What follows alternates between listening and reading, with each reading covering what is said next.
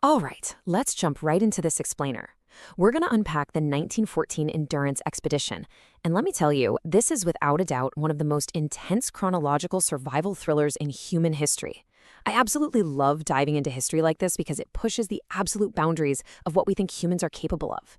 We are talking about a journey that started out as a grand exploration and instantly snapped into a desperate, nail-biting fight for life. To really wrap your head around the magnitude of this, I want you to picture a world completely stripped of our modern safety nets. No smartphones, no GPS, zero modern rescue helicopters, none of it.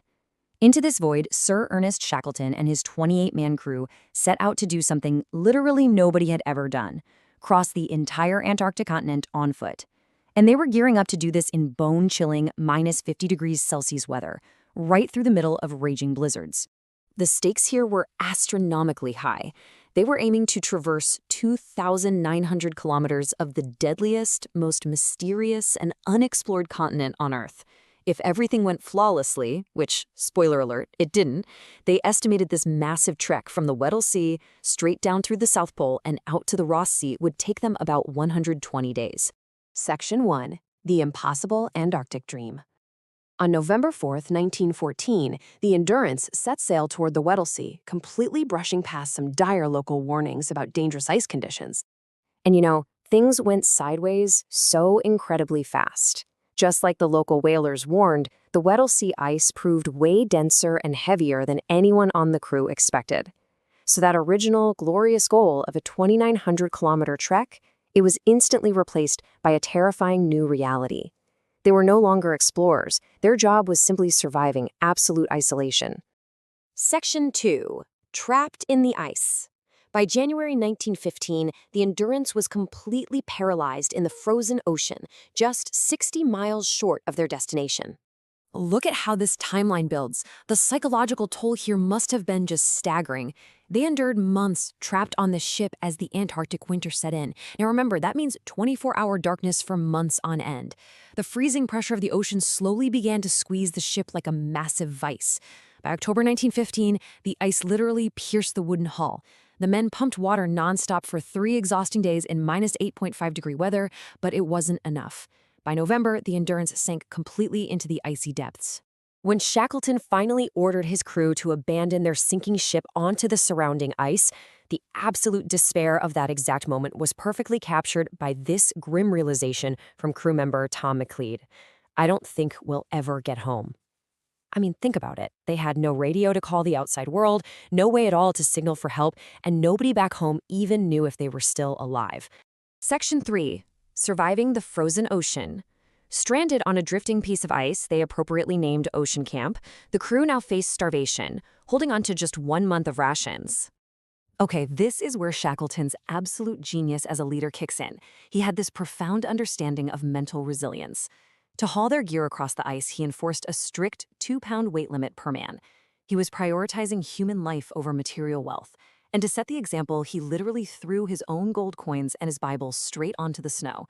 He assigned daily chores just to keep the men busy so they wouldn't spiral into depression, and he even occasionally lied about the abundance of their food supplies just to keep their morale up. He proved right there that mental strength is absolutely your ultimate survival tool in a crisis. Because of that super strict 2-pound rule, the expedition's photographer, Frank Hurley, had to make a heartbreaking choice. He was forced to abandon hundreds of images right there on the ice.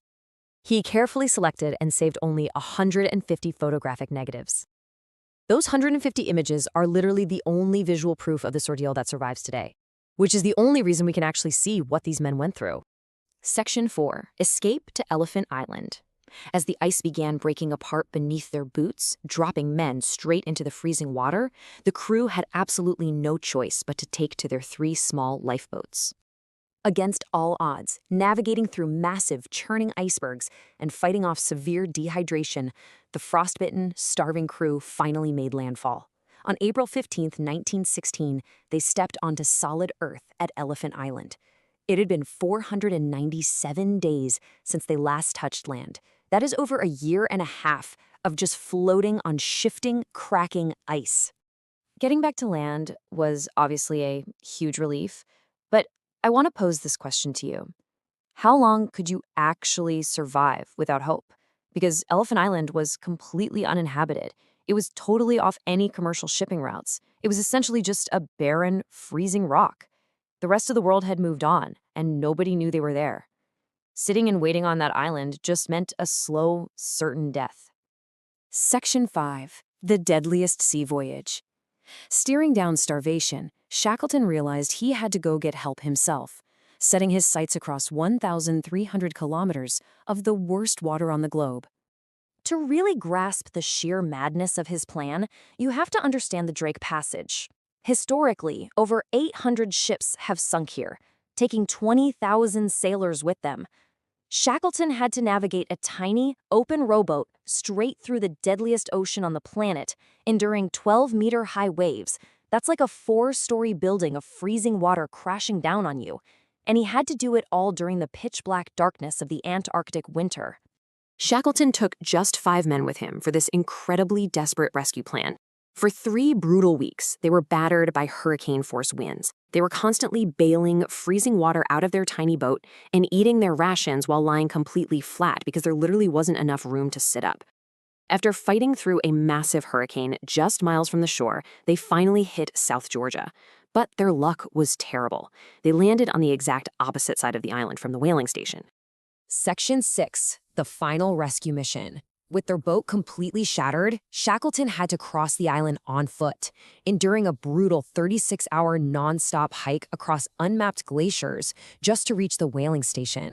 Meanwhile, cut back to Elephant Island, where the situation was looking incredibly grim. One man actually had to have his toes amputated due to gangrene, and the crew was literally living underneath 2 upside-down lifeboats. But Shackleton's second-in-command, Frank Wild, was an absolute legend in his own right. He kept the 22 stranded, frostbitten men from giving up by repeating this powerful mantra of hope every single morning for 4 months. Pack your gear, boys. The boss might come today. Now, getting a ship back to Elephant Islands was not easy. It actually took Shackleton 4 agonizing attempts over 3 months with different ships. The first 3 were completely blocked by impassable ice. But finally, borrowing a Chilean ship called the Yelcho, he broke through. As he approached Elephant Island after those men had been waiting out there for 128 days, he counted the figures on the shore. Miraculously, every single one of the 22 men had survived. A 100% survival rate. Despite starvation, amputations, psychological torment, and literally the harshest conditions on planet Earth, Shackleton's relentless leadership, combined with the crew's unbreakable teamwork, brought every single man home safely. And get this, that even includes a 28th man, a young stowaway named Blackborough, who had secretly hidden on the ship before it ever left port. And here is a totally mind-blowing epilogue to this explainer. The Endurance actually got a brand new chapter recently. In 2022, underwater investigators scanning 10,000 feet deep in the Weddell Sea finally found the wreck of the Endurance. It had been beautifully preserved by the icy, parasite-free waters, sitting down there completely undisturbed for exactly 106 years after it slowly sank beneath the ice. We've seen how Shackleton and his men used incredible mental strength, discipline, and sheer willpower to survive the unsurvivable. So I want to leave you with this. Knowing that human determination can conquer even the frozen hell of 1914 Antarctica, ask yourself, how can you apply that exact same unbroken resolve to the obstacles in your own life today? What impossible challenge are you going to